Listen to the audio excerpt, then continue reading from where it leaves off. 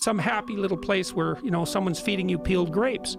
That isn't what it is. It's more like victory on the honorable battlefield or something like that. Yeah, the perception that people have of ultimate success and ultimate happiness is, it seems motivated by what they don't have, rather than an understanding of what success and happiness really is. Their idea is that one day I'm going to go and I'm going to be in my golden years and I'm just going to be able to sit around and do nothing and tell everybody to fuck off. You won't be happy at all. I talked to one of the people that I was working with who had a vision for retirement. I said, well, what's your vision for retirement? Well, I see myself in the beach, you know, some tropical country drinking margaritas. And I thought, first, that's not a plan. That's a travel poster. It's like, okay, let's walk through this. All right, so you go down to this tropical country and you go sit on the beach and you have a margarita. Well, how long can you have a margarita on a beach?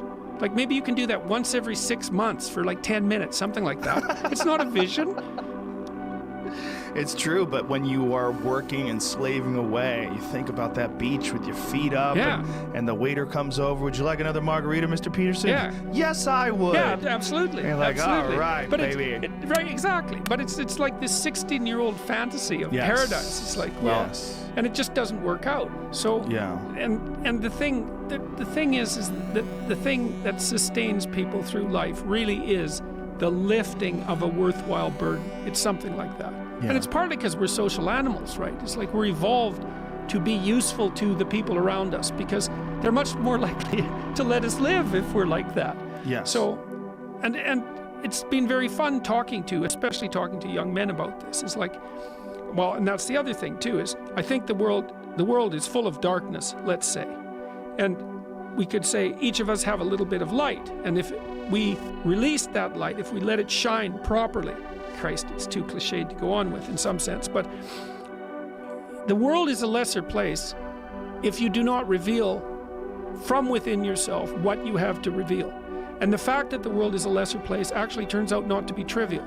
Like if you aren't everything you could be, more people will die, more people will suffer, more evil will be unconstrained, more tyranny will reign, more chaos will remain chaotic and dangerous, all of that. Do you mean this by this in the sense of like the old proverb of the wings of a butterfly fluttering become a hurricane?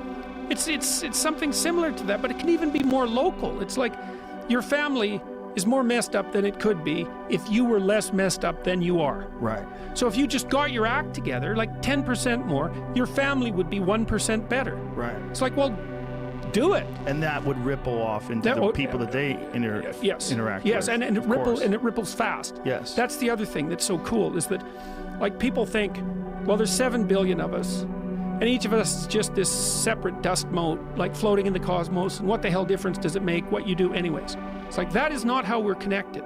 It's like, you're the center of a network, and you know way more people than this, but let's say typically, you're going to know 1,000 people in your life, well enough to have an impact on them, okay? And each of those 1,000 people is going to know 1,000 people. So you're 1 step from 1,000,000 and 2 steps from 1,000,000,000.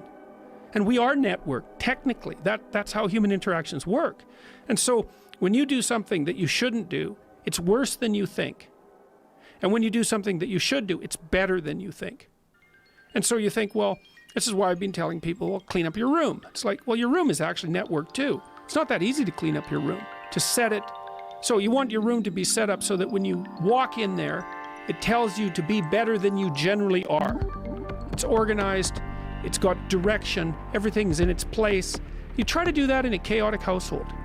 You know, I've watched people do this because I had students do these sorts of things as assignments. I'd say, look, pick a small moral goal, clean up your room, and just write down what happens as a consequence.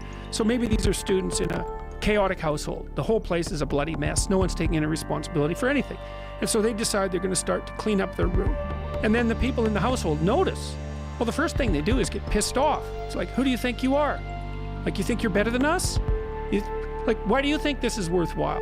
Who died and made you God? All of that. So just by trying to organize this little part of their life, they immediately run into the people whose actions they're casting in a dim light by trying to improve themselves to some degree. They might have to have like a thorough war in their household to be allowed to do something as simple as keep the room orderly.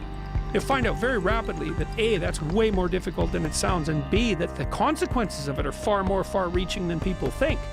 So that's quite fun. Because maybe part of it is that like everything around you is full of potential. Everything. Maybe more potential than you could ever possibly utilize.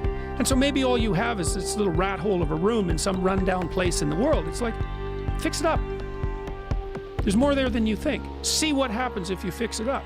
And you'll fix yourself up simultaneously because you have to get disciplined in order to fix up the room. And then you have a fixed up room and you'll be a more fixed up person. It's like, you think that nothing will happen as a consequence of that? It's like all hell will break loose as a consequence of that. It's really worth trying. It is worth trying, and it's a concept that seems alien to people. But if you think about it, it makes sense. Well, people don't take what they have right in front of them seriously enough. It's like the wasting time thing. They don't do the arithmetic. And they also don't understand. They devalue what they have right in front of them. Like another client I worked with was having a hard time putting his kid to bed at night.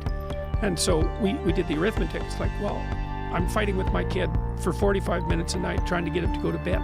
Okay, so let's analyze that. All right, so what does that mean? Well, it means that both of you end the day upset. That's not so good, because why would you want that? It means that you're spending 45 minutes fighting when you could spend 20 minutes doing something positive, like reading to him, say.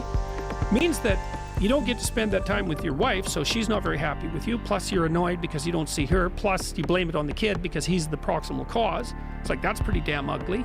And then let's do the arithmetic. It's like 7 days a week, 45 minutes a day. Let's call that 5 hours, 20 hours a week, 240 hours in a year.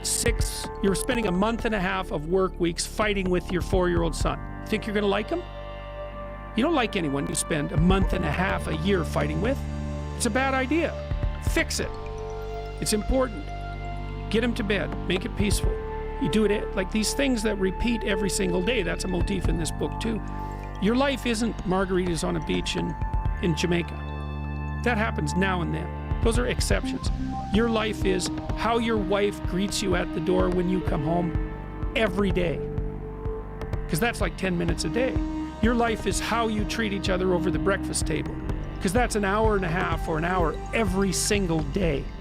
You get those mundane things right, those things you do every day. You concentrate on them and you make them pristine. It's like you got 80% of your life put together.